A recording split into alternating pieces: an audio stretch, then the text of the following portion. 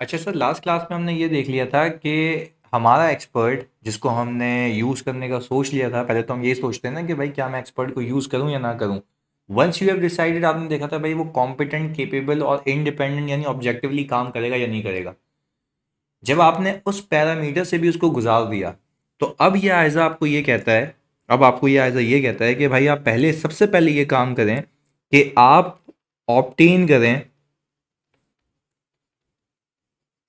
Sir understanding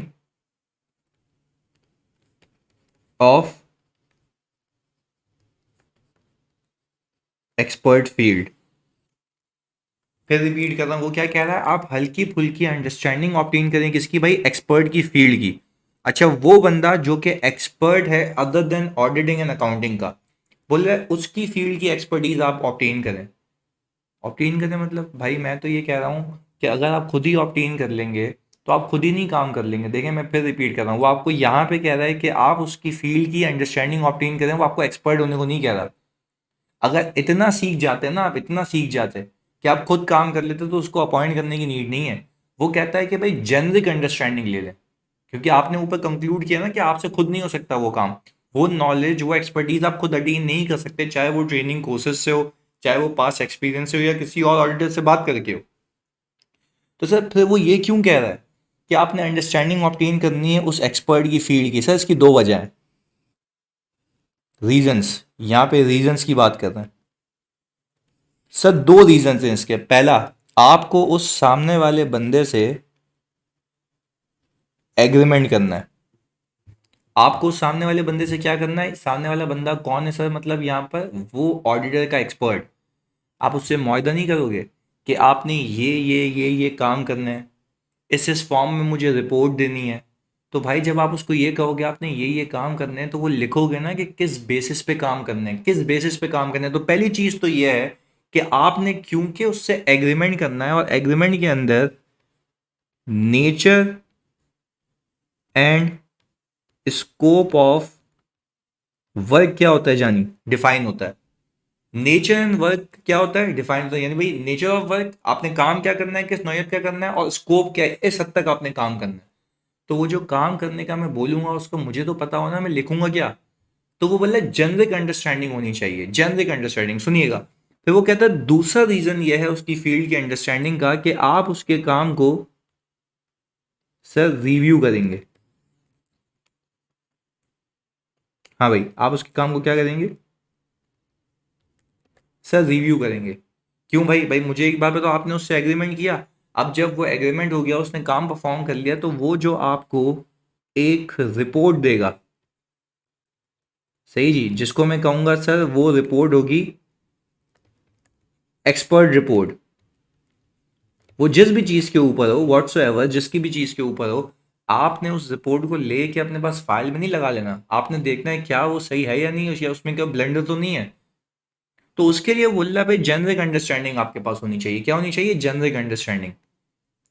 तो sir अब मैं आपसे अगर बात पूछूं कि जेनरिक अंडरस्टैंडिंग कैसे मिलेगी, इसको बड़ी आसानी से आपको हेल्प मिलेगी। ऊपर हमने सीखा था कि जेनरिक अंडरस्टैंडिंग यानी अंडरस्टैंडिंग आपको कैसे ऑब्टेन हो सकती है। भाई सबसे पहले चीज़, अंडरस्टैंडिंग ऑब्टेन हो सकती है कि मैं ट्रेनिंग कोर्सेज देख लूँ। हाँ भाई, ट्रेनिंग कोर्सेज देख लूँ।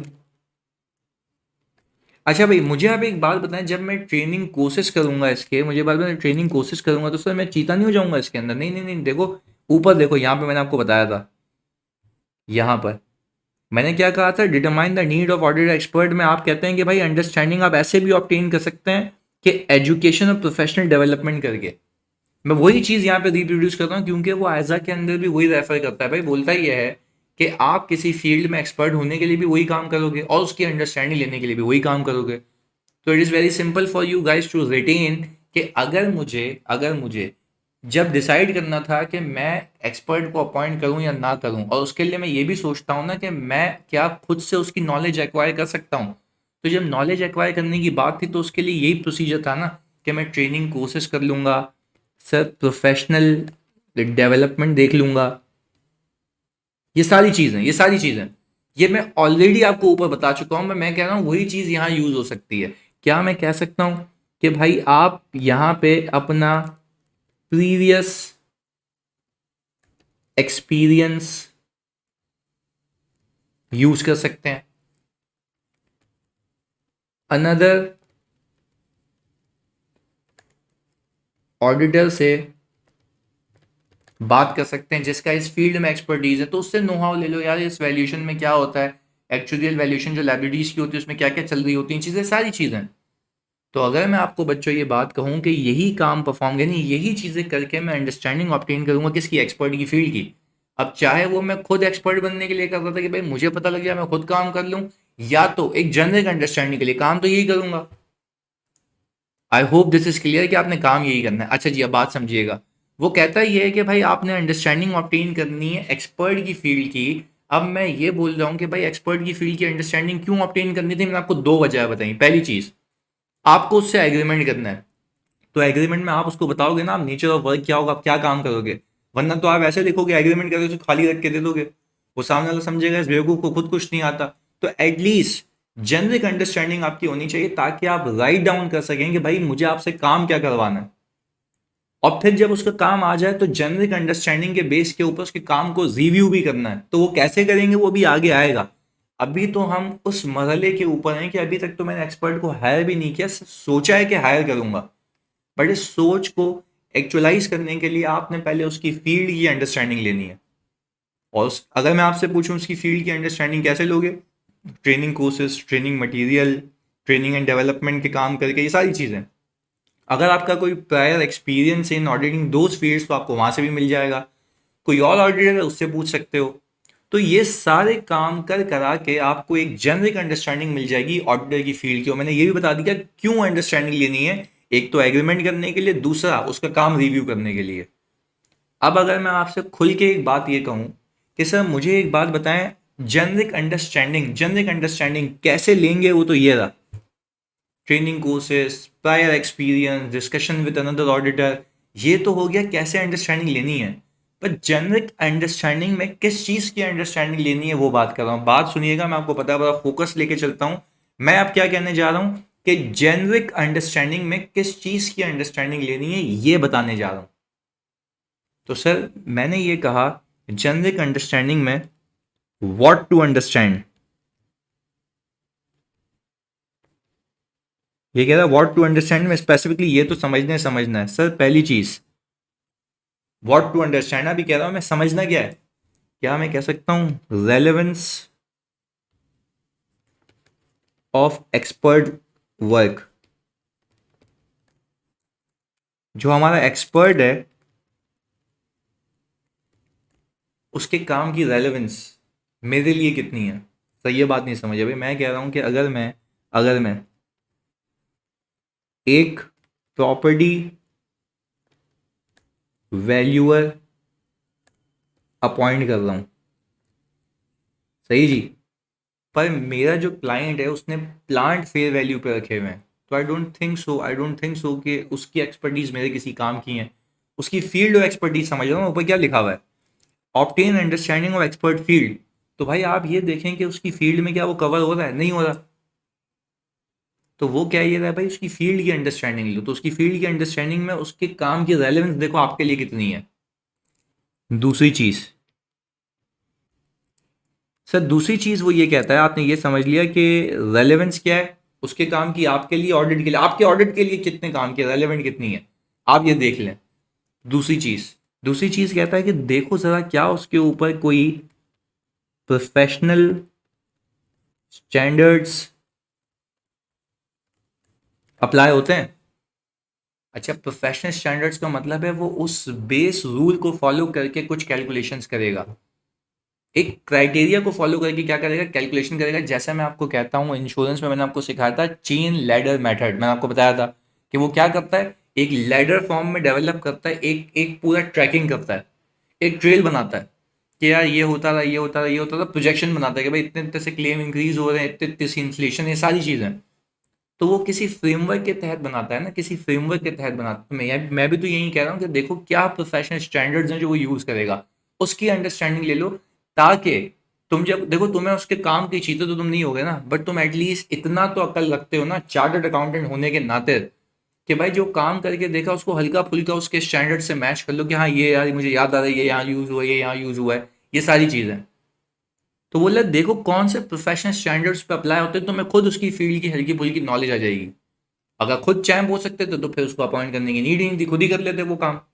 बात क्लियर? यानी सर दैट मीन्स कि सबसे पहले आपने देखना है उसका काम मेरे लिए रेलिवेंट है या नहीं है। दूसरी चीज, किस प्रोफेशनल स्टैंडर्ड्स को वो यूज करेगा। सर तीसरी चीज,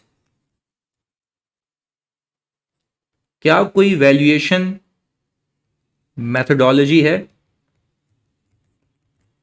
क्या कोई वैल्यूएशन मेथोडोलॉजी है। अच्छा अगर मैं आपको ये कहूँ कि अब आप, आई डोंट थिंक सो आपने एमएफए में शायद पढ़ा भी होगा, हो पढ़ा भी होगा कि हम शेयर्स की वैल्यू निकालते हैं डिविडेंड ग्रोथ मॉडल से।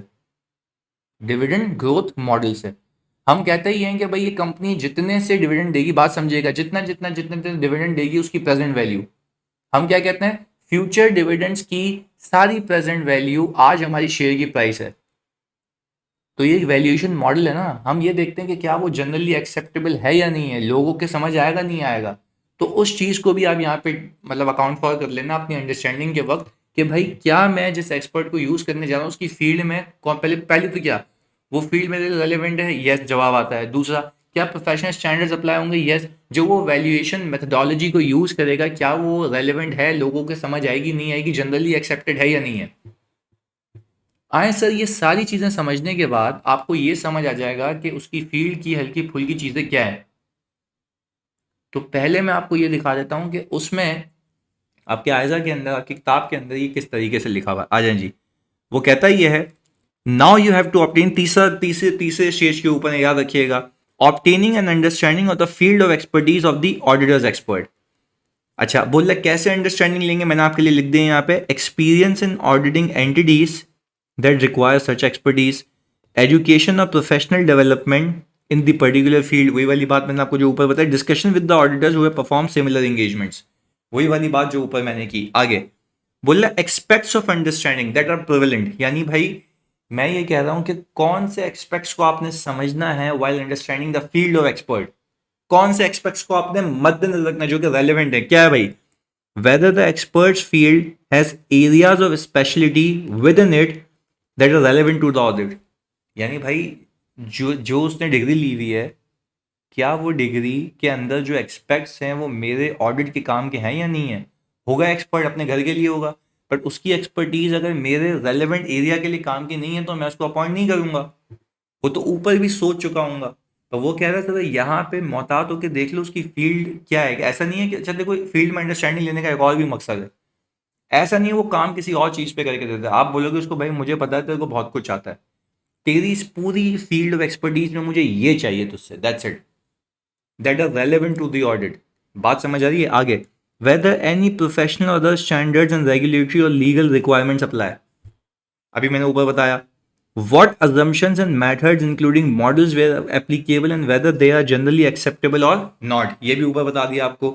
तीसरी आखिरी चीज, nature of internal external data और information the audit expert use, यानी वो किस तरीके का डेटा यूज करेगा।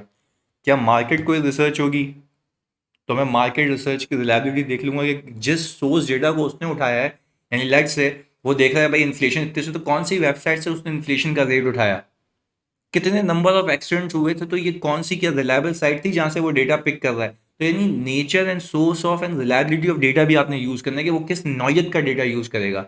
तो आपको नहीं लगता कि आपको जब एक एक्सपर्ट की रेलेवेंट फील्ड की अंडरस्टैंडिंग हो जाएगी तो you will be in a great position to write a agreement with that expert. आप एक अच्छी पोजिशन में आ जाएंगे कि आप एक एक्सपर्ट से एग्रीमेंट कर पाएंगे, उसको बता पाएंगे और फिर उसके काम को रिव्यू भी कर पाएंगे। I hope this is clear sir. इस क्लास को यहाँ तक रखते हैं जिसमें हमने ये सीखा कि once you have decided to appoint an expert and then you have evaluated the competence, capability and objectivity of that expert, फिर आपने उसकी फील्ड की अंडरस्टैंडिंग लेनी है। अगली क्लास में मैं आपको ये बताऊंगा कि सर फील्ड की अंडरस्टैंडिंग लेने के बाद एक हल्की फुल्की नो हाउ होने के बाद आप एंगेज होते हैं उसके साथ और उसको एंगेज करते हैं किसके जरिए सर, एक एंगेजमेंट एग्रीमेंट के जरिए। सर एंगेजमेंट एग्रीमेंट तो मैनेजमेंट के साथ होता है कंपनी की, वो उससे है ये एक्सपर्ट से, और उसमें क्या क्या बातें होंगी वो अगली क्लास में बताते हैं। अल्लाह हाफिज़।